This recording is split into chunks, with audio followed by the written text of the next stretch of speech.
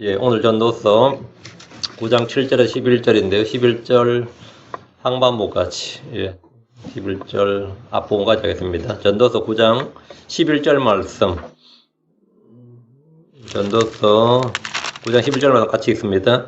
내가 돌이켜 해 아래에서 보니 경주가 빠른 자들에게 돌아가지 아니하고 전투가 강한 자들에게 돌아가지 아니하며 빵이 지혜로운 자들에게 돌아가지 아니하고 재물이 명철한 자들에게 돌아가지 아니하고 호의가 재능 있는 자들에게 돌아가지 아니하고 오직 때와 기회는 그들 모두에게 생기느니라. 예.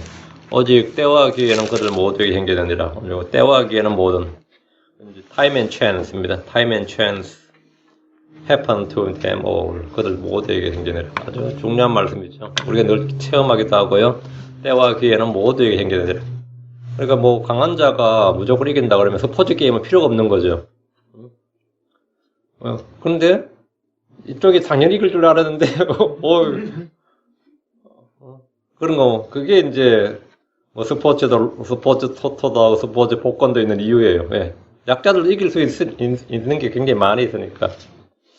뭐 전쟁도 마찬가지고 객관적 전력에 따라서 뭐 변수가 없다면 뭐 인생 살 게 없는데 꼭 그렇지 않더라는 거죠. 그래서 뭐 우리가 늘 하는 말이 길고 짧은 건 대봐야 안다 그러고 그런 말 쓰죠. 해봐야 안다. 아무도 모른다 사실. 물론 어느 정도 예측은 가능한데 꼭 그 예상을 빗나가는 뭐가 있게 마련이죠. 때와 기회는 모두에게 생기느니라. 예, 잠깐 기도하고 시작하겠습니다. 위대하시고 거룩하신 주 하나님 감사합니다. 오늘 아침에 주의 말씀을 주셔서 감사하고 주님께서 기록하신 이 영광을 주신 이 말씀들을 저희가 마음판에 그대로 받아서 또 간직하고 숨겨두고 쌓아두고 또 이 말씀들을 사용할 수 있도록 하시고 전능하신 주님께서 지혜와 계시를 주시고 깨닫는 마음을 주시고 또 주의 말씀에 나온 놀라운 것들을 볼 수 있는 눈을 허락하여 주시길 원합니다. 전능하신 주 하나님께서 주신 모든 말씀들을 아버지는 영감을 주신 그대로 저에게도 영감 있게 그렇게 허락해 주시길 원합니다. 그래서 저희가 주님을 더욱더 공경하고 또 두려워하고 주님을 사랑하고 기뻐하고 즐거워하고 주의 말씀을 또 받는 그런 기쁨과 즐거움이 차고 넘치게 해주십시오. 그리고 이 은혜의 말씀들을 저희가 잘 받아서 평생을 좀 기쁨 가운데 살 수 있도록 도와주십시오. 감사드리며 주의 성기도합니다. 아멘. 예, 오늘은 때와 기회는 모두에게 생기느니라 이 본문을 중심으로 말씀을 공부하겠습니다. 본문에서 때와 기회가 온다는 말은 빠르지 않는 자도 경주를 이길 기회가 오고 약한 자들도 강한 자들을 전투에서 이길 기회가 오고 지혜롭지 않아도 빵을 얻을 기회가 주어지고 명철이 없어도 재물을 얻을 기회가 오며 재능이 없는 자들에도 호의를 얻을 기회가 온다 이 말입니다. 때와 기회는 모두에게 생기기 때문에 이 객관적인 전력, 그 객관적인 전력이 10시에 확실히 하긴 누가 봐도 이 10시에도 불구하고 경기도 열리고 전쟁이 일어나는 겁니다. 때와 기회는 모두에게 생기느니라 이 말씀은 강한 자도 교만할 수 없고 약한 자라고 해서 포기할 필요가 없다는 말이기도 합니다.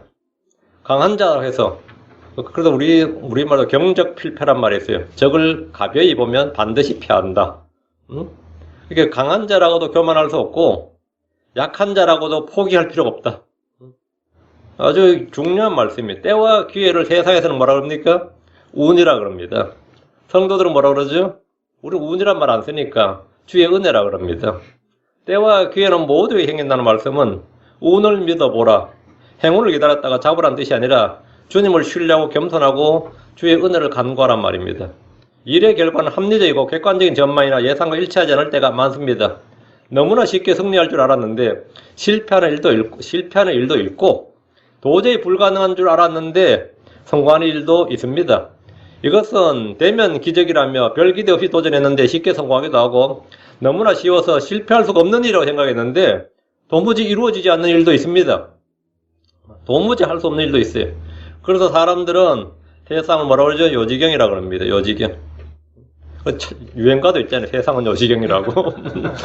세상은 요지경이라고. 응?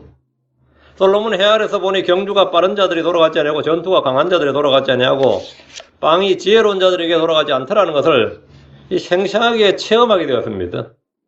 특히 나라를 다스린 사람으로서 왕이잖아요. 나라를 다스린 사람으로서 이 각종 보고가 올라오는데 별의별 일이 다 있는 거예요. 별의별 일이 다 있는 거죠.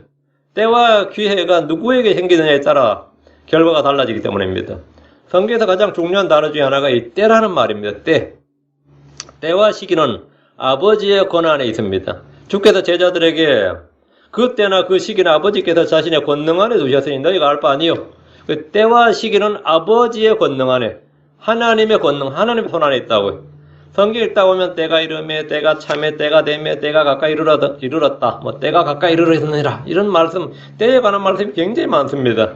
성경의 마지막 책인 계시록의 첫 장과 마지막 장, 계시록 1장, 계시록 22장, 계시록 첫 장 거의 첫 부분 1장 3절에 보면 이 대언의 말씀들을 읽는 자와 듣고 그 안에 기록된 것들을 지키는 자들은 복이 있나니 이는 때가 가깝기 때문이니라.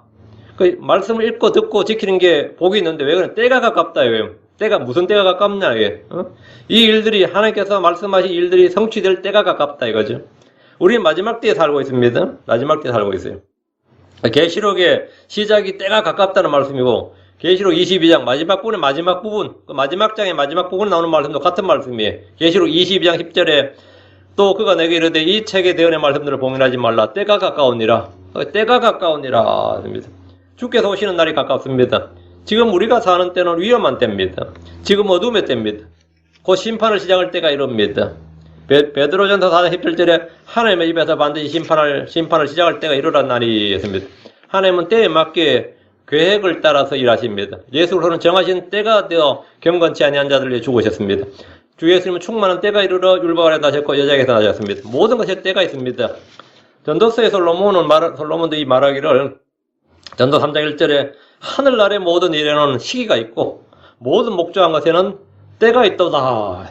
그 날 때가 있고 죽을 때가 있고 심을 때가 있고 뽑을 때가 있습니다. 죽일 때가 있고 고칠 때가 있으며 무너뜨릴 때가 있고 세울 때가 있습니다.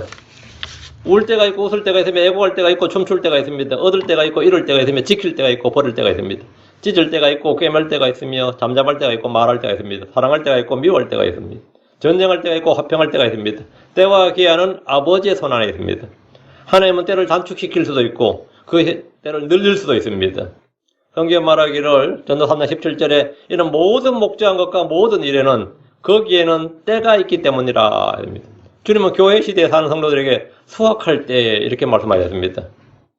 요한복음 4장 35절에 너희가 말하기를 아직 넉 달이 남아있고 그 뒤에 수확할 때가 이른다 하지 아니하였느냐. 보라 내가 너희에게 이르노니 너희 눈을 들어 밭들을 보라 그것들은 이미 희게 되어 수확하게 되었도다. 우리는 세상이란 밭에 나가서 말씀의 씨를 뿌리고 거둘 일꾼입니다. 우리는 때를 알아야 됩니다. 주의 계시는 정한 때를 위한 것입니다. 주의 말씀은 정한 때를 위한 것이라 했습니다. 본문에서 때가 누구에게나 온다는 말씀은 누구에게나 기회가 온다 이 말입니다. 기회란 말은 영어에서 이제 chance 또는 opportunity라고 그러죠. 헌법의 기본 정신의 평등의 핵심입니다. 자유와 평등할 때 이 평등의 핵심이 뭐냐? 때와 기회예요. 그래서 우리가 먼저 기회의 평등이라고 합니다. 결과의 평등이 아니라 기회의 평등이라. 여러분 많이 들어보실 겁니다. 사람들이 스스로 선택할 수 없는 것. 예를 들어서 뭐 내가 태어날 때 피부색은 그건 내가 결정할 수 있는 거 아니지. 내가 선택할 수 있는 게 아니란 말이에요. 그 지위나 인종이나 가족이나 신분이나 출생이나 언어나 피부색이나 성별 등으로 이건 내가 선택할 수 있는 게 아니죠. 이건 귀속이라고 그래요. 귀속. 태어나니까 나한테 그래 그게 내가 그래 속해 있단 말이에요. 이걸 귀속적 지위라 그래요. 선택적인 게 아니라 뭐 이 귀속적인 것, 여기 이 귀속적인 것을 내가 선택할 수 있는 것이 아니니까 내가 책임질 일이 아니고 이런 것들을 귀속적인 것으로는 차별하지 말고 모두에게 똑같은 기회를 주는 것은 그 이제 기회의 균등, 기회의 평등 이렇게 말합니다. 이것은 거의 대부분 국가에서 채택하고 있는 기본 헌법 정신이에요. 이것은 결과의 평등과는 다르지만 정의로운 결과를 위해서 아주 중요한 겁니다. 기회가 왔을 때 그것을 잡는 사람이 있고 그것을 놓치는 사람이 있습니다. 어떤 사람은 기회가 주어져도 온지도 모른 채 지나가 버립니다. 사람은 저마다 자신의 인생에서 최소한 몇 번은 때와 기회를 얻습니다. 성경 말하기를 때와 기회는 모두에게 행기느니라 했습니다. 그래서 사람들은 자신의 인생이 펼 때가 언제인지 성공할 때가 언제일지를 알고 싶어 합니다. 때를 알고 싶어요. 기회가 찾아오는 때를 기다린다는 이도 있고 그 때를 알고 싶어서 이제 한국 사람들은 주로 점쟁이를 찾아가죠. 원래는 내가 좀 어떻게 원래 좀 운때가 있겠습니까? 이래. 그 때를 찾는데 성경에도 이 때를 관찰하는 자 여기 이런 사람이 나와요. 레위기 19장 26절에 너희는 무엇이든지 핏째 먹지 말고 요술을 사용하지 말며 때를 관찰하지 말라. 때를 관찰하지 말라 이 말이 있어요. 때를 관찰하지 말라 이게 뭐예요? 성경 사람들의 때를 관찰하지 말라 그럽니다. 이 말은 때를 알겠다며 점술이나 요술이나 점성술이나 영성술 따위를 사용하지 말라는 겁니다. 가나안 땅에는 이것이 대유행이었습니다. 그러나 주님은 이스라엘에게 이것을 사용하지 말라. 그래서 이걸 금지령을 내려서 허용하지 않으셨습니다. 신명기 18장 14절 내가 소유할 이 민족들은 때를 관찰하는 자나 점을 치는 자들의 말에 귀를 기울였으나 너희에 관하여는 주 내 하나님께서 내가 그렇게 하는 것을 허락하지 아니하셨느니라. 한국 사람들은 결혼할 때도 좋은 때를 잡는다고 길이를 택하고 이사할 때도 좋은 날을 잡겠다고 손 없는 날, 그 무슨 말이야 그게? 손 없는 날이라는 뜻이 무슨 뜻이야? 손해가 없는 날이라는 뜻인가요? 손 없는 날을 택한다 그러고 좋은 날 잡겠다는 거예요. 자식을 낳을 때도 좋은 운세를 따라서 태어나게 하라고 그 시각에 맞춰서 제왕절개를 하는 분들도 있습니다. 산부인과 의사한테 부탁해서 몇 시에 우리 애 태어나게 해달라고. 그러니까 딱 그 시간에 딱 그걸 시운이라 그래요. 몇 시에 따라서 운세가 결정된다. 그 시운이라 그럽니다. 길운, 시운, 날운 그런 말이 있어요. 날짜에 따라서 며칠 날, 연월 일시라서 이 네 가지를 가지고 이제 사주팔자가 나오는 겁니다. 거기에 다 운이 있다고 보는 거예요. 거기 맞춰가지고, 그래가지고, 그때 배를 촥 갈라서 애를 끄집어내면, 그건 길운, 날운과 시운 어쨌든 맞추는 거 아니야. 달과 연은 못 맞추더라도, 그런 거들. 별게 다 있습니다. 그 때를 관찰하는 자, 때를 얻는다, 이거. 우린 때가 가깝다는 것을 알지만 그 때가 언제일지를 잘 모릅니다. 마가복음 13장 33절에 너희는 주의하라 깨어기도 하라 그 때가 언제인지 너희가 알지 못하느니라. 우리는 언제나 깨어 있어야 됩니다. 언제나 씨를 뿌릴 때입니다. 때에 맞든지 맞지 않든지 긴급히 하라. 때에 맞든지 맞지 않든지. 말씀을 선포한 일은 뭐라고? 너는 말씀을 선포하라. 때에 맞든지 맞지 않든지 긴급히 하라. in season and out of season이에요. 그건 우리가 계속 할 때단 말이죠. 지금 수학할 때입니다. 우리는 항상 기도해야 됩니다. 그럼 때가 없어요. 우리 모든 일에 감사해야 됩니다. 지금은 기뻐할 때가 아니야. 그런 거 아니에요. 우리 항상 기뻐해야 됩니다. 지금은 주를 섬길 때입니다. 지금 성도들이 함께 모일 때입니다. 지금 때가 아니야. 때가 맞아요. 때를 관찰하지 말라 했습니다. 자, 그럼 본문을 보겠습니다. 7절. 내 길로 와서 기쁨으로 내 빵을 먹고 즐거운 마음으로 내 포도주를 마시라. 하나님께서 이제 내가 행하는 일들을 받으시느니라. 이 말씀은 7절 말씀 굉장히 중요한 말씀이에요. 왜? 이 금욕주의를 한마디로 딱 탑하는 말씀이에요. 금욕주의는 무익하다. 금욕주의는 무익하다. 먹고 마시고, 기독교에서는, 성경에서는 먹고 마시는 일이 가치 있는 일이고 즐거운 일이고 추구할 일이고 복 있는 일이고 하나님의 선물이라는 거예요. 근데 일반 이 동양 종교나 대부분 다 이 종교는 먹고 마시는 것에 굉장히 제재를 가하죠. 뭘 먹지 말라, 뭘 하지 말라, 이게. 먹고 마시는 거. 기쁨으로 가서 빵을 먹고, 즐거운 마음으로 내 포도주를 마시라. 우리는 쾌락주의를 추구하지 않지만, 그렇다고 해서 먹지 말라, 마시지 말라, 손대지 말라, 같은 이런 금욕주의를 추구하지 않습니다. 내 길로 와서 기쁨으로 내 빵을 먹고, 즐거운 마음으로 내 포도주를 마시라. 이 말씀대로, 자기의 빵을 먹고, 자기의 포도주를 마시는 일은 하나님 주신 선물이고 은혜입니다. 남의 빵을 먹으려 하면 그건 도덕이고 강도입니다. 자기가 손수일해서 자기의 빵을 먹는 것이 하나님의 선물이고 합당한 권리입니다. 이것이 성경의 자본주의 체계입니다. 사회주의나 공산주의는 자기의 빵보다 남의 빵, 남의 포도즙을 먹자는 겁니다. 사람들이 인생에서 즐길 수 있는 여러 가지 기쁨이 있겠지만 일상에서 가장 흔히 누릴 수 있는 기쁨이 먹고 마시는 겁니다. 줄일 때는 배가 부르게 먹는 것이 소원이라면 빈곤을 벗어나면 맛있는 음식을 찾습니다. 본능이에요. 자기 배를 섬기는 사람들, 배가 시린 사람들에게 맛있는 음식은 피할 수 없는 유혹입니다. 성경은 잠언 23장 6절에 너는 악한 눈을 가진 자의 빵을 먹지 말고 그의 맛있는 음식을 탐내지 말라 했습니다. 또 잠언 23장 2절에 내가 만일 식욕에 빠진 자이거든 내 목에 칼을 줄지니라 했습니다. 그러면도 먹고 마시는 즐거움은 육신을 입은 사람들에게 가장 큰 기쁨입니다. 여러분도 김치 하나를 담아도 좀 더 맛있게 담으려고 그러지 그냥 대충 담아 먹어 그러지 않잖아요. 똑같은 반찬에도 마찬가지죠. 맛을 내기 위해서 애를 쓰지 그냥 아무거나 주는 대로 먹고 그 보통 자기가 전혀 그쪽 소질이 없는 사람들이 어쩔 수 없이 하는 거고 자기도 더 맛있는 걸 먹고 싶어요. 하는 사람 자기도 맛있는 음식을 먹을 때 이 기분이 좋아지고 행복해지는 그런 느낌을 받은 기억이 들 겁니다. 전도서 8장 15절에 이에 내가 희락을 권하였노니 사람에게는 먹고 마시고 즐거워하는 것보다 더 나은 것이 헤아리 없도다 했습니다. 이 말씀대로 먹고 마시는 즐거움보다 더 나은 게 없습니다. 기쁨으로 빵을 먹고 즐거운 마음으로 포도주를 마신다면 그건 행복한 사람입니다. 하나님 주신 빵과 포도주를 마음껏 즐기시면 됩니다. 다시 7절. 하나님께서 이제 내가 행하는 일들을 받으시느니라. 하나님은 우리가 무엇을 행하든지 그가 행하는 대로 행위대로 갚아주십니다. 의를 행하는 자는 복이 있습니다. 악을 행하는 자, 불법을 행하는 자, 위선을 행하는 자는 끊어집니다. 그들은 멸망에 이릅니다. 다음 10장 29절에 주의 길이 곧바른 자들에게는 힘이 되거니와 불법을 행하는 자들에게는 멸망이 있으리로다. 이 땅에서 심판이 없다면 죽은 후에 멸망이 있습니다. 잠언 21장 15절 공의를 행하는 것이 의인에게는 기쁨이거니와 불법을 행하는 자들에게는 멸망이 있으리로다. 우리는 회개에 합당한 일을 해야 됩니다. 복음에 합당한 일을 해야 됩니다. 선한 일과 정직한 일을 도모해야 됩니다. 하나님의 말씀을 듣고 행해야 됩니다. 야고보서 1장 22절에 오직 너희는 말씀을 행하는 자가 되고 듣기만 하여 너희 자신을 속이는 자가 되지 말라. 우리는 하나님의 뜻을 행해야 됩니다. 요한서 2장 17절 세상도 거대 정력도 사라지되 오직 하나님의 뜻을 행하는 자는 영원토록 가느니라. 그분의 명령을 행하는 자가 되어야 됩니다. 계시록 22장 14절 그분의 명령들을 행하는 사람은 복이 있나니 이것은 그들이 생명나무 이르는 권리를 소유하게 하며 그 문들을 지나 그 도시로 들어가게 하려 함이로다. 하나님께서 이제 내가 행하는 일들을 받으시느니라 할 때 행하는 일들 할 때 행하는 일, 주의 명령들을 행하는 일, 하나님의 뜻을 행하는 자들, 말씀을 듣고 행하는 자들, 의를 행하는 자들, 이걸 행하는 자들 말이에요. 주님께서 받으신다고요. 우리가 행하는 일들이 아무 소용없고 죽어보면 다 끝이고 험하고 알아주는 사람 없고 그런 게 아니다 이거예요. 하나님께서는 우리가 행한 모든 일을 다 받으시고 우리의 섬김, 수고 다 기억하시고 잊지 않으신다. 하나님 잊지 않으신다. 헛된 것이 하나도 없습니다. 헛된 것이 없어요. 여러분이 먹고 마시고 부지런히 일을 하라고요. 헛된 것이 하나도 없습니다. 8절입니다. 내 옷을 항상 희귀하고 내 머리에 향유가 부족하지 아니하게 할지어다. 한국 사람들은 염색 기술이 거의 없어서 대부분이 흰옷을 입었습니다. 한국 사람은 백의 민족이라고 하죠. 흰색을 좋아했던데 흰색을 좋아해서가 아니고 천 염색된 옷을 사입을 경제력이 안 됐던 거예요.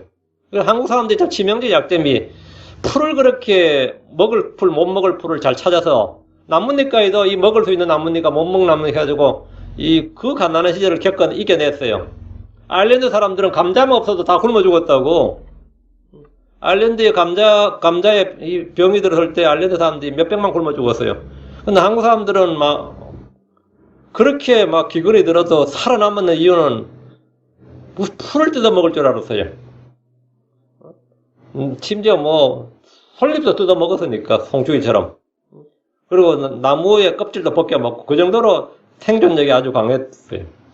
그런데 이제 치명적 약점이 동물을 잡아서 이 가죽을 다룰 줄 몰랐습니다. 가죽을 전혀 다룰 줄 몰랐어요. 이 가죽 손질을 한국 사람들은 할 줄 몰라서 가죽 옷이 없었어요. 이게 아주 치명적 약점이었죠. 그것도 염색 기술이 없었습니다. 염색 기술이 거의 없었어요. 특히 조선시대는 염색이 없었어요. 그러니까 그냥 흰옷 입을 수밖에 없는 거지 볼 수 없죠 뭐. 근데 흰옷이라는 게 알다시피 얼마나 쉽게 때를 타는지 모릅니다.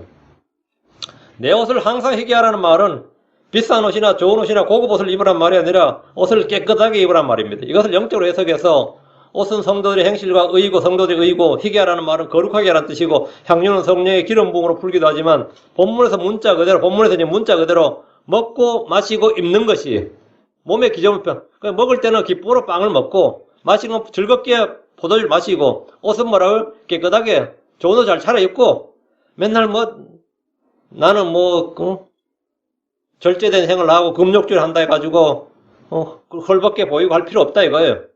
그거는 그냥 동양 종교의 고행을 수행하는 종교라 그런 게 한 거지 성경은 아예 그런 개념 자체가 없습니다. 하나님께서 주신 것을 잘 누리라 이거예요.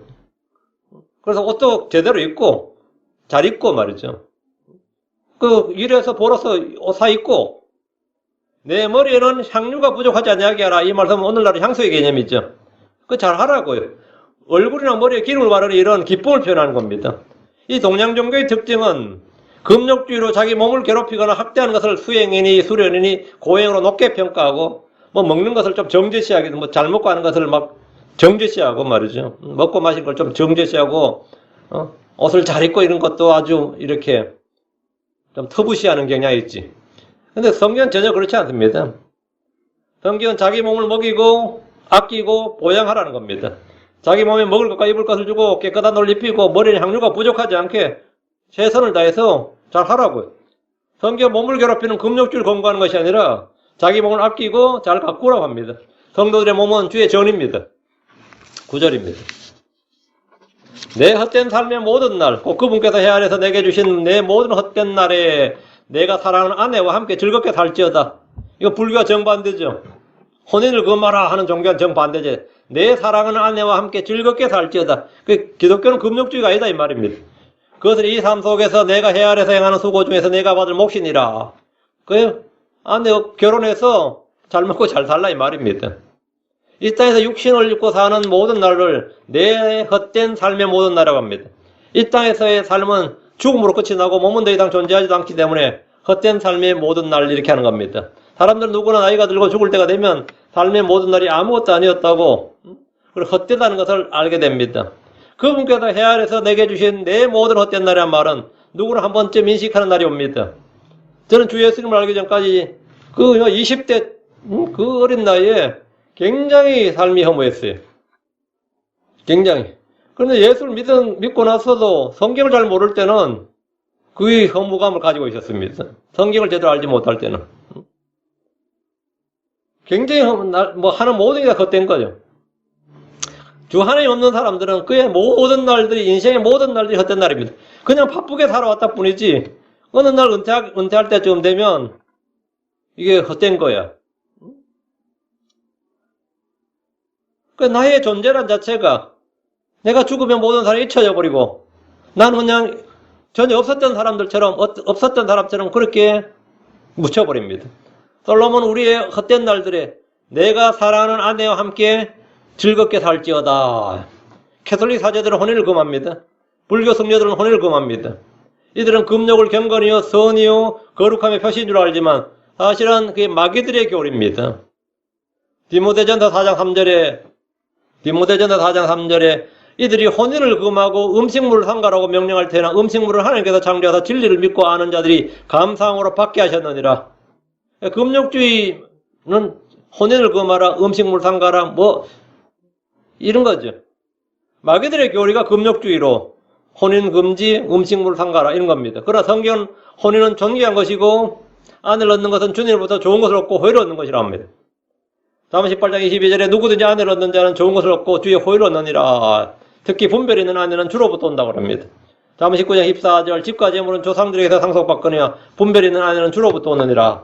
해 아래서 육신을 입고 사는 동안 아내를 얻고 아내를 사랑하고 함께 즐겁게 사는 것은 주의 선물이고 뜻이고 사람이 받을 몫입니다. 다시 9절.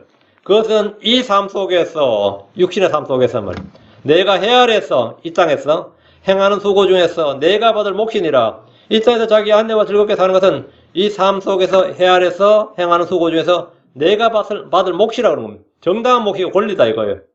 이것은 저 하늘에서 또는 사후에서 받을 보상이 아니고 몫이 아니고 이 땅에서 받을 몫입니다.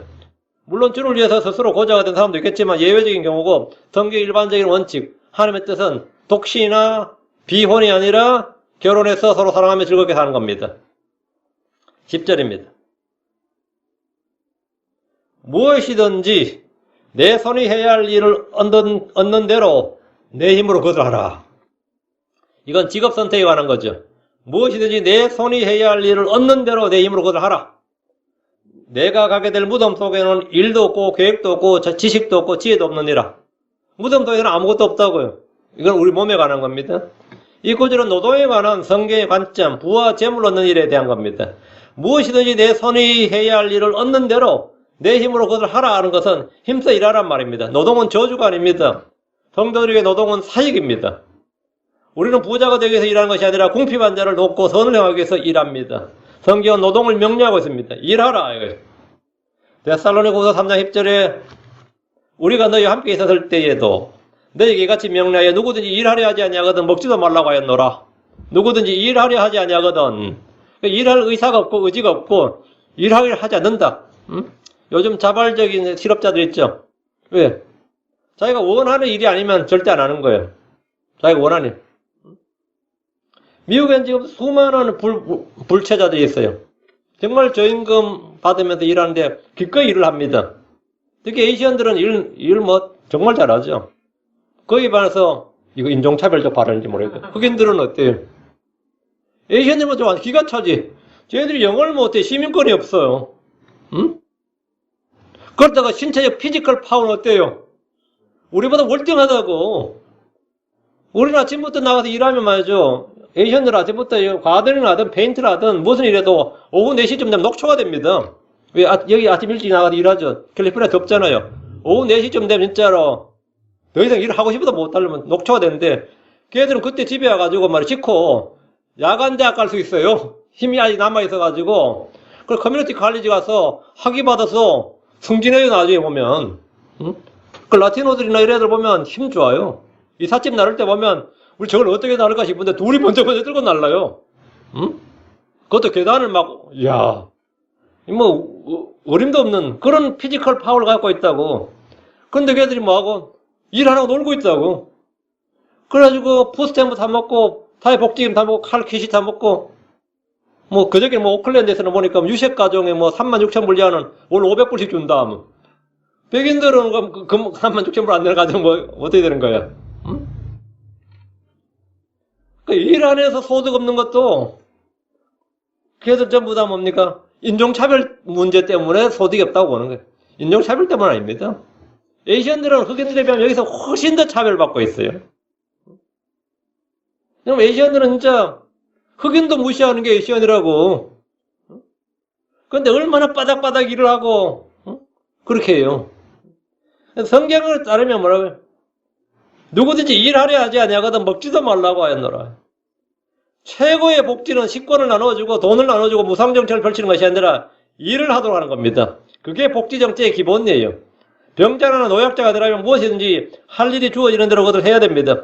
좋은 일자리, 고급 일자리를 찾느라고 놀고 있는 청년 실업자들이 넘칩니다. 일을 하는 것보다 놀면서 정부에서 주는 혜택을 받는 것을 택하는 애들도 있습니다. 정부가 할 수 있는 최고의 복지는 국민이 복지 혜택을 받지 않도록 일을 하게 하는 겁니다. 그 최고의 복지 정책이 뭐냐면 복지 혜택을 받지 않기에 복지 혜택을 받는 국민이 줄면 줄수록 그 나라는 더 좋은 국가가 되는 거예요. 복지가 더 많은 국가가 좋은 나라가 아니라 복지 혜택이 있어도 복지 혜택의 수혜를 받는 사람이 없는 나라가 좋은 나라예요. 정치인들은 거기에 모든 초점을 맞춰야 됩니다. 어떻게 더 돈을 풀어서 어디서 세금을 걷어서 복지를 줄까? 그것이 훌륭한 정치가 아닙니다. 미국의 많은 빈민들이 건강하면서 일을 하지 않는 대신에 알코올이나 마약이나 도박에 중독되어 있습니다. 아예 일할 의지도 없는 일도 수두룩합니다. 하나님은 성도들에게 자기 손으로 일하라고 하셨습니다. 무엇이든지 내 손에 해야 할 일을 얻는 대로 내 힘으로 그것을 하라. 무엇이든지 말은 닥치는 대로 일하라 이 말입니다. 닥치는 대로. 내 손이 해야 할 일을 얻는 대로 내 힘으로 란 말은 스스로 노동을 해서 돈을 벌라는 겁니다. 제가 예전에 아주 감명 깊게 읽었던 책이 Under the Cliff인가? 절벽 아래서인가? 절벽 위에서인가? 한국말 어떻게 번역할지 모르겠네요. 그 책이에요. 그 사람이 그 영문과 대학 교수였는데 아주 유명한 교수였어요. 그러다가 이 교수 계약을 실패해가지고 페인트공으로 나서서 이제 평생 이제 페인트가 잡이 된 사람인데 그걸 이제 책으로 써가지고 아주 유명한 본래 뭐 영문과 교수라서 글은 좀 썼던 것 같아요. 그 자기 겪었던 심적 고통과 그 일을 하면서 나중에 페인트공이 돼가지고 그 나중에 이제 굶어 죽게 생겼으니까 이제 옆집 할아버지가 평생 페인트 했던 사람인데 니 뭐 하냐 했더니만 지금 잡을 못 잡고 있다니까 나 밑에서 페인트해라 해가지고 페인트해서 읽었는데 아이고 미국의 실정을 그거 보네 참 저 한국에서 읽었어요 예전에 잘 봤어요. 근데 닥친 대로 일을 하면서 이 사람이 그 노동의 가치라든지 일을 해서 먹고 사는 인것에 쫙 썼는데 아주 감명 깊은 책이었어요. 무엇이든지 내 손이 해야 할 일을 얻는 대로 내 힘으로 하라. 성경은 노동을 전시하지 않습니다. 일을 해서 돈을 버는 것을 멸시하지 않습니다. 한국의 조선의 선비들은 몸으로 일을 하는 것을 천시했고 그걸 멸시했고 해서는 안 되는 일인 줄 알았어요. 학문을 익힌 사람은 노동을 하면 안 되는 줄 알았어요. 로마의 귀족들도 마찬가지였어요. 이 몸으로 일을 하는 것은 노예들이나 종들이 할 일이지 몸으로 일을 해서는 안 된다고 생각했습니다. 그런데 개신교, 특히 개신교? 미국에 들어온 이 개신교 크리스천들은 노동을 하지 않는 그 게으른 걸 죄로 여겼어요. 노동을 미덕으로, 노동은 레이버 이거는 볼츠로 여기고 게으름을 죄로 여겼습니다. 이게 성경적 가치관이죠. 모두가 학문에 전념하고 고상한 예술이나 취미생활을 해야 되는 것이 아닙니다. 열심히 땀 흘려서 일을 해야 됩니다. 이것을 고생인의 저주로 생각할 수도 있겠지만 노동은 사역입니다. 여러분이 일을 할 때 주의 말씀을 기억하고 일을 한다면 그는 노역자가 아니라 미니스터의 사역자입니다. 병들면 일할 수 없습니다. 죽으면 아무 일도 할 수 없습니다. 내가 가게 되는 무덤 속에는 일도 없고 계획도 없고 지식도 없고 지혜도 없느니라. 이 구절은 개혁성경으로 보면 개혁이나 개혁개정 다 마찬가지예요. 내가 장차 들어갈 음부에는, 개혁에는 내가 장차 들어갈 음부에는 이렇게 있고, 개혁개정에는 내가 장차 들어갈 소울에는 이렇게 있어요. 무덤하고 음부는 다르죠. 소울하고 무덤 어때요? 음부란 말은 저승이라는 뜻인데 지하세계를 일컫는 말로 사용되었습니다. 그래서 여호와의 증인이나 안식교 같은 이단들이 이 구절을 가지고 내가 가게 될 음부에는, 내가 가게 될 소울에는 일도 없고 계획도 없고 지식도 없고 지혜도 없다고 그러니까 뭐라? 누가복음 16장은 지옥에 간 나사로나 지옥에 간 거기 있는 뭐 아브라함이나 나사로 아브라함 나고는 아브라함 품에 있었고 지옥에 간 부자란 말이에요.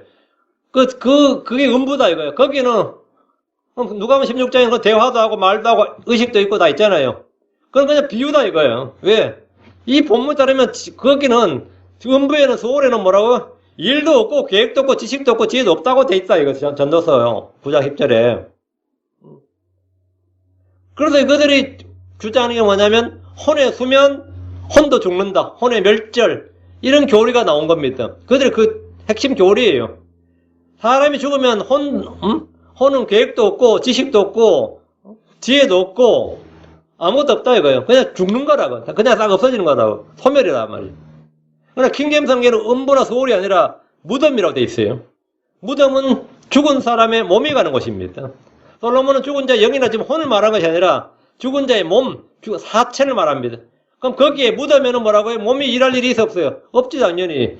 죽은 몸은 무덤 속에서 썩어서 없어지고 흙으로 돌아갑니다. 무덤 속에 있는 사체는 일도 없고 계획도 없고 지식도 없고 지혜도 없습니다. 감각도 없고 의식도 없습니다. 죽은 사람의 혼은 죽은 후에 지옥에 간다면 고통을 느낍니다. 의식도 있고 기억도 있고 지각도 있습니다. 누가복음 16장에 죽은 아브라함은 부자에 대해서 부자에게 대화를 나눴습니다. 지옥에 간 부자는 아브라함과 나사로를 알아보았고 자신의 필요를 구했고 자기 형제들에 대해서 간구했습니다. 그들의 몸은 땅에서 죽어 묻혔지만 그들의 혼은 지옥에서 또는 낙원에서 정상적인 의식과 감정과 지각을 가지고 있었습니다. 우리는 죽는 순간 이 땅에서 몸으로 할 수 있는 일이 아무것도 없습니다. 개혁성경의 음부란 지옥이 아닙니다. 무덤도 아닙니다. 그냥 민간신화에서 나오는 저승의 개념입니다. 저승의 개념이. 개정약본에는 음부를 소울이라는 단어로 고쳤는데 히브리어로 죽은 자들의 처소란 뜻으로 몸에 사용되면 무덤, 혼에 사용되면 지옥 또는 아브라함의 품이 됩니다. 개정역은 번역을 하는 대신에 음력을 해서 혹자들에게 정확한 의미를 알려주지 않을 뿐 아니라 성경에 지옥은 없다는 이단 교리를 간하게 했습니다. 수월에는 이래건 수월에는 내가 장차가 들어갈 소울이라는 게 다 소울로 번역하니까 야곱도 소울에 갔고 아브라함도 소울에 간 거예요. 그러면 소울이 지옥이 아니란 뜻이죠. 이래 된 거예요. 소울이 지옥이 아니란 뜻이니까 뭐 결국 뭐죠? 지옥은 없단 말이지. 이런 교리가 아주 기상천외한 교리가 나오는데 이게 전부 다 변개되고 부패된 성경에서 나온 교리들입니다. 그래서 이 바른 성경, 이 진리의 성경이 왜 필요하냐예요. 진리의 성경이라야만 진리를 계시받을 수 있습니다. 킹제임스 성경은 무덤과 지옥을 정확히 구분해서 알려주고 있습니다. 바른 성경이 바른 진리를 주고 바른 믿음을 줍니다. 11절입니다. 내가 돌이켜 해아래서 보니 경주가 빠른 자들에 돌아가지 아니하고 전투가 강한 자들에 돌아가지 아니하며 빵이 지혜로운 자들에 돌아가지 아니하고 재물이 명철한 자에게 돌아가지 아니하며 호의가 재능 있는 자들에 돌아가지 아니하고 오직 때와 기회는 그들 모두에게 생기느니라. 내가 돌이켜 해아래서 보니 이 말은 솔로몬이 탐구하고 마음을 기울여 살펴본 것들을 말합니다. 솔로몬은 다방면에 걸쳐서 마음을 기울였고 탐구하면서 본 것이 있는데 첫째가 경주가 빠른 자들에 돌아가지 않는다. 둘째, 전투가 강한 자들이 돌아가지 않는다. 셋째, 빵이 지혜로운 자에게 돌아가지 않는다. 넷째, 재물이 명철한 자들이 돌아가지 않는다. 다섯째, 호의가 재능 있는 자들이 돌아가지 않는다. 마지막 결론, 때와 기회는 모두에게 생긴다. 이게 솔로몬이 헤아려서 본 거예요. 이 말씀 우리가 세상에서 흔히 말하는 모순 중에 하나고, 또 이게 인생은 알 수 없는 것이다. 뭐 세상은 요지경이다. 뭐 이런 거예요. 이 말씀을 한마디로 요약하면 강한 자가 이기는 것이 아니라 이기는 자가 강한 자다. 강한 자가 이긴 게 아닙니다. 이기는 자가 강한 자다. 헤아려서 보니까 경주가 빠른 자에 돌아가지 않는 일이 인생이란 경주에서 너무나 변수가 많기 때문입니다. 왜 빠른 자가 당연히 경주에서 빠른 자가 우승해야죠. 빠른 자가 경주에서 스피드가 최고지. 근데 변수라는 게 인생에 너무나 변수가 많이 있다는 거죠. 여러분 초등학교 때 우리 배웠던 이솝우화의 토끼와 거북이 이야기 있죠. 누가 이겨요? 거북이가 이긴다고. 왜 이기죠? 토끼가 가다 자버렸어. 이건 뭐죠? 변수라고. 이건 변수라고. 경주자에서 승리는 토끼가 아니라 거북이였는데 토끼는 거북이보다 훨씬 빠른데 왜 졌느냐? 도중에 잠을 잤습니다. 도중에 잠을 잤어요. 경주장에서 빠른 자들에게 승리가 돌아가지 않는 것은 승리는 이 스피드 외에 다른 요소들이 꽤 많이 있기 때문입니다. 제가 어제 여러분 우리 카톡에 제가 꼭 보라고 올리는 동영상을 하나 있었는데 보셨어요? 안 보셨으면 꼭 보세요. 2002년에 솔레이크 동계올림픽에서 호주 출신의 그 브래드버리라는 선수가 있었는데 호주는 남반구이기 때문에 얼음이 없는 곳이 한국도 여름 하계올림픽은 좀 하는데 동계올림픽은 불모지였어요. 그래서 동계올림픽을 한국에서 한번 하자고 개최하려니까 올림픽에서 금메달을 좀 따야 뭐 하지. 그래서 동계올림픽을 엄청나게 지원했습니다. 특히 삼성 이건희 회장이 그 올림픽 위원이 되면서 근데 그 사람이 한국 그 스포츠 그 이야기할 때 두 가지 했어요. 이제 얼음에서는 그래도 금메달 따는 게 좀 나오는데 스케이트죠. 얼음에서 금메달 따는 사람 이제 나왔으니까 눈에서도 금메달 따는 사람 좀 내봐라 그랬어요. 근데 한국 사람 아니 눈에서는 금메달 딴 사람이 한 명도 없어요. 한국 얼음에서는 뭐 김연아도 나오고 어쨌든 얼음 위에서는 뭐 스피드 스케이팅도 뭐 안현순이 뭐 김동선이 뭐 여러 아는 사람 좀 있죠.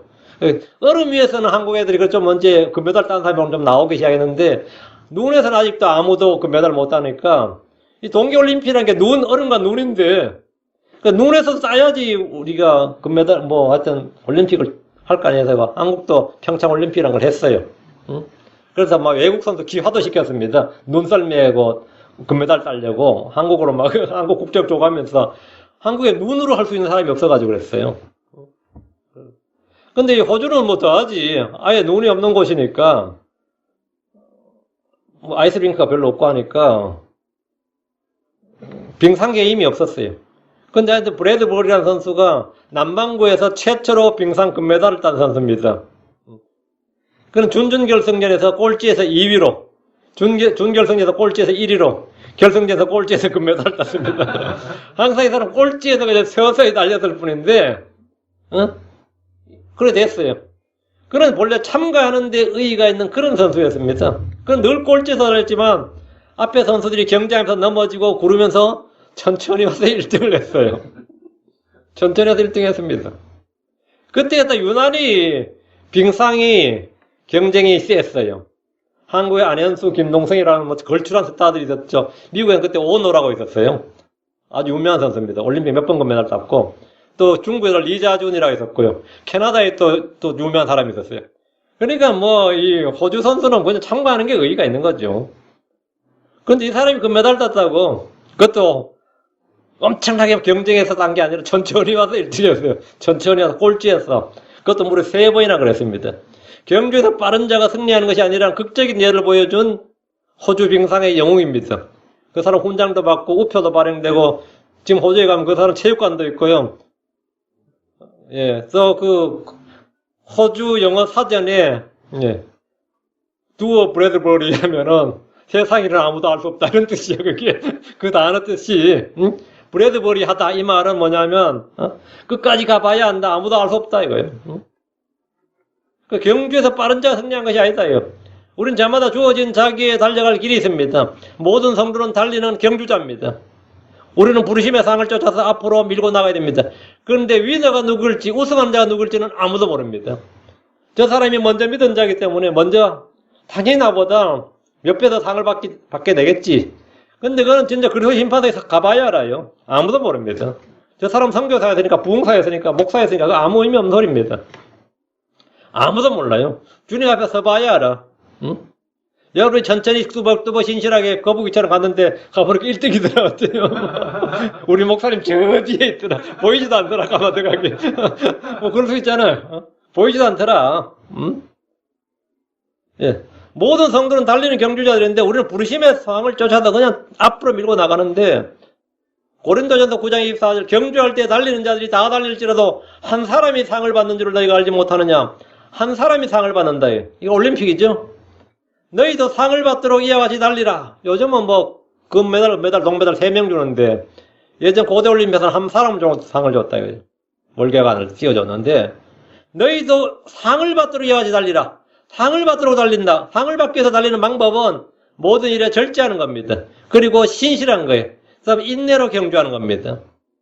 히브리서 12장 1절에 그러므로 증인들이 이렇게 큰 구름을 이루며 우리를 둘러싸고 있으니 모든 무거운 것과 너무 쉽게 우리를 얽으면 죄를 우리가 떨쳐버리고 인내로 우리 앞에 놓인 경주를 달리며 인내로 달린다. 우리는 빨리 달려야 되는 것이 아니라 인내로 자기의 달려갈 길을 마치면 됩니다.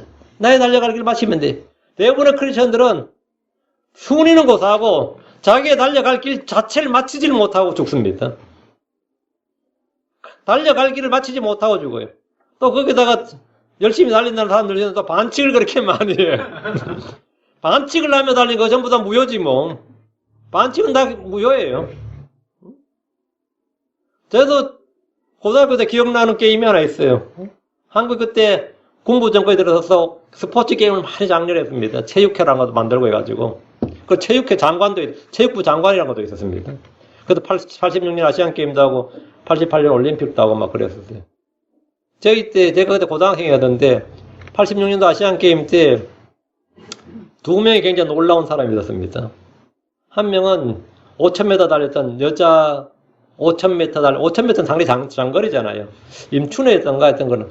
그 라면 먹고 달리는 선수라 그래가지고 아주 유명했어요. 근데 그때 5000m 달리는데 인도의 우샤라는 세계적인 스프린터가 있었기 때문에 상대가 안 돼요. 달려보니까 800m 차이 나더라고. 1등과 2등 차이가 아슬아슬하게가 아니라 800m 차이면요. 한 명 들어오고 저 뒤에 2위가 저 뒤에 있는 거예요. 근데 1등, 임춘혁이 1등 했어요. 우샤라는 선수가 라인 밟았니 뭐 해가지고 탈락시킨 거야. 응? 우샤가 탈락시킨 겁니다. 그 페널티가 주어져가지고 탈락했고. 또 한 명은 유남기란 탁구 선수가 있었어요. 근데 그 당시에 그애하고 붙었던 선수, 탁구는 중국 이거였어요. 근데 중국이 그때 장지아리앙이라고 우리말로 강가량인데 세계 랭킹 1위였어요. 그 세계 랭킹 1위하고 16강전인가 8강전 그때 붙어버린 거예요. 근데 어떻게 되는지 얘가 이겨버렸어. 그래가지고 유남기 그때 올림픽에 MVP 됐습니다. 가장 이름도 없는 어떤 고등학생 선수였을 겁니다, 그 당시에. 근데 세계 랭킹 1위를 그냥 어떻게 꺾은 거죠. 강한 자가 이기는 게 아니라는 거지. 전투가 강한 자들이 돌아가지 않는다는 것은 역사에서 자주 볼 수 있습니다. 중국은 베트남을 침공했지만 그때 덩샤오핑이죠. 등소평이가 미국에 잠깐 와서 하는 말이 베트남 칠 거라는 말을 미국에 알려줬어요. 버릇없는 나라가 있는데 볼따구로 한 대 때려줘야겠다 이런 말을 했는데 그때 이제 미국에서는 이게 이놈들이 전쟁하려나 보다 생각을 했어요. 그래가지고 돌아가자마자 바로 베트남 침공했는데 중국 작살났습니다. 베트남 밀림전에 이게 베트남 장군이 이 중국 애들 그대로 자기 본토 안에 깊이 끌어들어가지고 작살을 내놨어요. 그러니까 중국이 그때 완전 개망신을 당했습니다. 엄청 죽었습니다. 그래서 지금도 중국은 베트남 함부로 못합니다. 그래서 베트남하고 막 분쟁 벌어지면 우리 육군을 보낸다 이러면 중국이 뭐 따라요. 우리가 육군 그때 베트남이 왜 우리가 압도적이라고 하냐면요. 그때 베트남 정규군은 지금 다른 나라하고 전쟁하고 있었어요. 그때 옆에 나라가 지금 뭐지? 아주 웃긴 나라 있는데 그 나라가 독재자 때문에 베트남 군인을 정규군을 보내가지고 그 나라하고 전쟁을 치르고 있는데 중국이 군대를 보낸 거야. 그러니까 비정규군이 중국을 상대한 거예요. 베트남이. 그런데 베트남이 이겼어요. 이게 이제 황당해야겠죠. 미국은 베트남전에 참여했는데 미국은 패배했습니다. 미국이 전쟁을 엄청나게 했습니다. 트럼프 대통령 때 빼고는 전쟁이 없어서 대통령이 없어요. 그런데 미국이 이긴 전쟁이 거의 없습니다. 미국은 2차 세계대전 이후에 그렇게 전쟁을 많이 했지만 미국이 이겼다 싶은 전쟁은 거의 별로 없어요. 뭐 쿠웨이트전하고 이라크 전쟁도 이야기하는데 지금도 이라크전은 이겨도 이긴 게 아닙니다. 이라크 유전은 미국이 못 차지했어요. 그게 뭐 이긴 거야? 이겼으면 전쟁 배상을 받아내야 되는데 그럼 미국이 몇십 년간 떵떵거리고 살아야 됩니다. 근데 뭐 완전히 뭐 남존일 다 아셨겠죠. 구소련은 유골 침공했는데 그때 티토였습니다. 소련이 유고한테 질 줄은 상상을 못했습니다. 유고슬라비아한테 졌어요. 그 패배했죠. 아프가니스탄을 침공했는데 아프간한테 졌어요. 소련이. 그 10만이 괴멸돼서 돌아갔습니다. 러일 전쟁할 때 유럽의 모든 도박사들은 그 당시에 러시아는 발틱 함대를 가지고 있었어요. 그 러일 전쟁한테 일본이 며칠 만에 러시아한테 항복할 것인가를 영국에서 도박사들이 내기하고 있었습니다. 러시아의 승리에 모두가 베팅했는데 일본이 러시아를 이겨서 온 세상을 놀라게 했습니다. 뭐 당연히 러시아 발틱 함대가 훨씬 더 강하죠. 근데 왜 일본한테 졌을 것 같아요? 수에즈 운하를 통과를 못한 겁니다. 영국이 수에즈 운하를 틀어막고 있는 바람에 발틱 함대가 아프리카를 돌아서 갔어요. 아프리카를 돌아서 가면 지금으로도 30만 불 이상의 연료비가 들어요. 근데 그 당시엔 석탄이었거든요, 배가. 석탄이 얼마나 많이 들어설지 한번 생각을 해봐. 석탄이. 석탄이 없는 거, 이 연료가 지금 함대가 가야 되는데 연료가 부족한 거예요. 근데 영국은 계속 방해를 하는 거예요. 영국, 러시아를 견제하느라고. 그래, 겨우겨우 해가지고 일본을 거쳐서 이제 전쟁을 갔는데 일본에서 차단이 된 겁니다. 일본에서 차단했는데 일본 배들이 싹 있다가 자기 바다 앞을 지나가는 러시아 배들을 그냥 작살내버린 거죠. 그 게임 끝나버린 거죠. 당연히 뭐 발틱 함대가 압도적으로 이길 줄 알았지만 이게 뭐 희한하게도 전문가들의 예측이 뭐 맞아가는 일이 없습니다. 스포츠 게임에도 이런 예가 너무 많습니다. 모두가 강력한 전력을 가진 팀 우승 후보로 예측했지만 막상 경기를 해보면 전문가들의 예측이 맞는 일이 거의 없습니다. 다져서 우승한다고 몇 번 했지만 우승 안 되기. 한마사에 이긴다 그러지만 작년에는 뭐 어떻게 이기긴 했지. 근데 뭐 야구, 축구 다 마찬가지입니다. 뭐 어느 팀이 이긴다. 월드컵에 어느 이기겠다. 잘 맞는 일이 거의 없어요.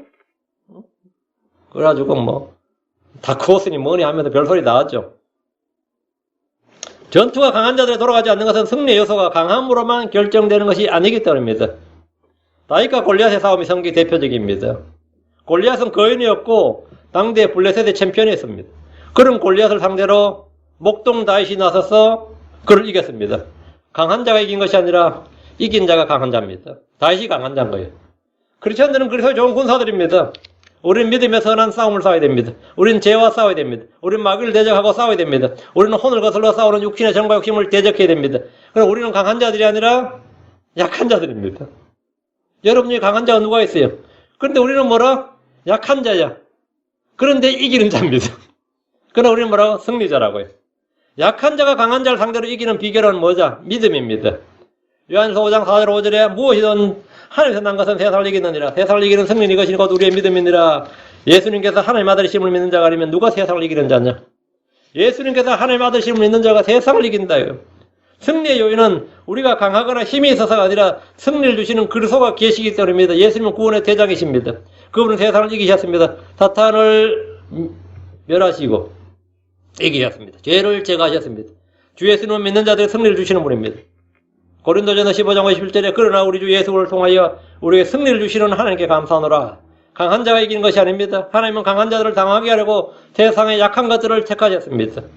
고린도전서 1장 21절에 그러나 하나님께서 지혜로운 자들을 당하게 하려고 세상의 어리석은 것들을 택하시고 하나님께서 강한 것들을 당황하게 하려고 세상의 약한 것들을 택하시며 강한 것들을 당황하게 하려고 세상의 약한 것들을 택하셨다요. 약한 것들을 택하셨다. 그래서 이기게 하셨다고. 사사기를 보면 사사들이 강해서 승리한 예가 없습니다. 온니엘이나 에웃이나 삼갈, 드보라, 기드온, 도골라, 야일, 입다, 입산, 엘론, 압돈, 삼손. 뭐 삼손은 개인적 힘이 좀 강했던 사람이죠. 그 사람 군대가 없었어요. 그들 중에 강한 군대를 소유했거나 강력한 무기를 바탕으로 승리한 사람은 아무도 없습니다. 삼갈의 무기는 소모는 막대기였습니다. 바락과 드보라는 전쟁하러 나갔는데 적장 시스라를 죽인 사람은 헤벨의 아내 야엘이었습니다. 철병걸 가진 가나안의 장군이 여인의 말뚝에 머리가 쪼개졌습니다. 기드온은 300명의 용사가 항아리 등불 나팔을 가지고 나갔습니다. 하나님 약한 자들을 택하시고 그들을 통해서 승리를 주셨습니다. 히스기야 왕은 당대 최강이었던 아시리아 군대를 맞아서 저항했습니다. 당시 아시리아는 제국이었고 주변 모든 나라들을 휩쓸고 있었습니다. 그러나 유다는 말도 없었습니다. 기병대가 없었다고요. 궁수도 없었어요. 군대를 할 만한 군인들도 없었습니다. 히스기야 왕이 한 일은 주를 믿고 부르짖어 기도한 것이었습니다. 그게 전부예요. 결과는 아시리아 군대의 전멸로 유다의 대승이었습니다. 전투가 강한 자에게 돌아가는 것이 아니다. 성경에 이런 예가 너무나 많이 나옵니다. 강한 자가 승리자가 아니다. 누가 승리자? 믿는 자가 승리자입니다. 강한 자가 승리하는 것이 아니라 믿는 자가 이기는 자다. 믿는 자가 승리하는 자다. 하나님의 은혜를 입은 자가 이깁니다. 뭐 전투가 강한 자에게 돌아가지 않는다. 뭐 돈 버는 일이 똑똑한 놈에게 뭐 당연한 이야기예요. 응? 그런데 우리가 확실히 아는 게 있다. 우리는 어떻게 아냐? 강한 자가 승리자가 아니다 이거. 믿는 자가 승리한다. 하나님의 은혜를 입은 자가 승리합니다. 하나님의 은혜를 입은 자가 이겨요. 고린도후서 12장 9절에 보면 약한 사람, 사도 바울은 강한 자가 아니었습니다. 그는 약하고 약한 사람이었어요. 고린도후서 12장 9절 그분께서 내게 이르시되 내 은혜가 내게 족하도다. 나의 강한 능력은 약한 데서 완전해지느니라 하셨느니라. 그러므로 내가 오히려 크게 기뻐하노니 나의 연약한 것들을 자랑하니 이것은 그리스도의 권능이 내 위에 머무르게 하려 함이니라.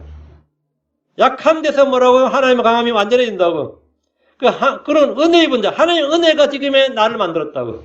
내가 많은 일을 하고 큰 일을 누구보다도 많이 수고했다고요. 누구보다도 많은 일을 하고 큰 일을 했는데 그것은 뭐라고요? 내가 아니라 하나님의 은혜로다. 하나님의 은혜를 입은 자, 하나님의 은혜를 입은 자가 승리자고 이기는 자다. 주께서 승리를 주시는 사람이 있습니다. 그 사람이 이깁니다. 전쟁은 주께 속한 것이기 때문입니다.